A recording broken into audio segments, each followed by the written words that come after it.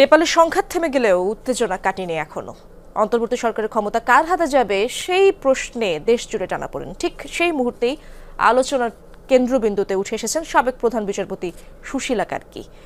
সততা আর দুর্নীতির বিরুদ্ধে তার কঠোর অবস্থানের কারণেই তরুণ প্রজন্ম তাকেই দেখতে চাইছে অন্তর্বর্তীকালীন সরকারের নেতৃত্বে। জেনেক্সে শিফট করো, লাইফকে লিফট করো।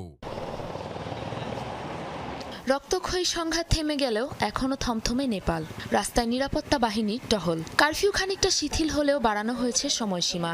জেএনজিদের তুমুল বিক্ষোভের মুখে প্রধানমন্ত্রী কেপি শর্মা ওলির পদত্যাগের পর অন্তর্বর্তীকালীন ক্ষমতা হস্তান্তর নিয়ে চলছে আলোচনা। জেএনজিদের প্রবল সমর্থনে উঠে এসেছে নেপালের সাবেক বিচারপতি সুশীলা কার্কির নাম। সেনাপ্রধানের সাথে ৬ ঘন্টার ম্যারাথন বৈঠকে তার নাম প্রস্তাব করে তরুণ আন্দোলনকারীরা। জনগণের কাছে নৈতিক ও নিরপেক্ষ ব্যক্তি হিসেবে সর্বসম্মত হয়েছে সুশীলা কার্কি। কার্যনির্বাহী সরকার গঠনে তাকে সুপারিশ করছি আমরা। সৎ, নির্ভীক এবং অবিচল একজন ব্যক্তি হিসেবে আমরা সুশীলা কার্কিকে দেখি। সত্য যখন কথা বলে তখন তা কার্কির মতোই শোনায়। আন্দোলনের শুরু থেকে আলোচনায় ছিলেন নেপালের প্রথম নারী বিচারপতি সুশীলা কার্কি।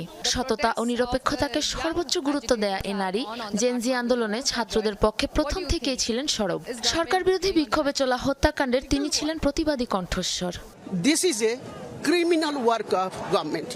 সরকার যা করেছে তা অপরাধ। ছাত্ররা শান্তিপূর্ণভাবেই আন্দোলন চালিয়ে যাচ্ছিল। অস্ত্র তো দূরে থাক, তাদের কাছে একটা লাঠি পর্যন্ত ছিল না। তাদের ওপর গুলি চালানোর কোনো অধিকার নেই সরকারের। নেপালের মহেন্দ্র মোরং ক্যাম্পাস থেকে বিএ এবং বেনারস হিন্দু ইউনিভার্সিটি থেকে রাষ্ট্রবিজ্ঞানে এমএ সম্পন্ন করার পর ত্রিভুবন বিশ্ববিদ্যালয় থেকে আইনে স্নাতক পাশ করেন সুশীলা। শিক্ষকতার মধ্য দিয়ে কর্মজীবন শুরু করলেও ১৯৭৯ সালে কর্মক্ষেত্র পরিবর্তন করে আইনকে পেশা হিসাবে বেছে নেন তিনি। ২০১৬ সালে সিনিয়র অ্যাডভোকেট থেকে নিযুক্ত হন প্রধান বিচারপতি হিসেবে। এরপরই একাধিক চাঞ্চল্যকর হাই প্রোফাইল দুর্নীতি মামলায় দৃঢ়তার সাথে প্রমাণ করেছেন নিজের মুন্সিয়ানা।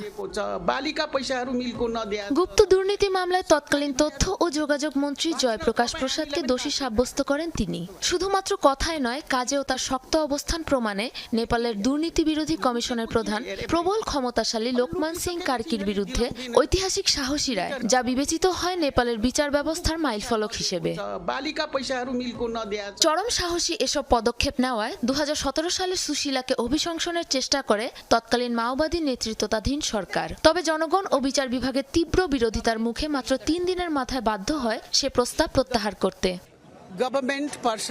দুর্নীতির বিরুদ্ধে কঠোর অবস্থান ও জিরো টলারেন্স নীতির কারণে চরম জনপ্রিয় এ নারীকে দেশ শাসনের দায়িত্বে দেখতে চায় দীর্ঘ দুর্নীতিতে জর্জরিত নেপালের জনসাধারণ। ক্ষমতায় এলে নেপালের ইতিহাসের প্রথম নারী প্রধানমন্ত্রী হিসাবে নাম লেখাবেন সাবেক বিচারপতি সুশীলা কার্কি।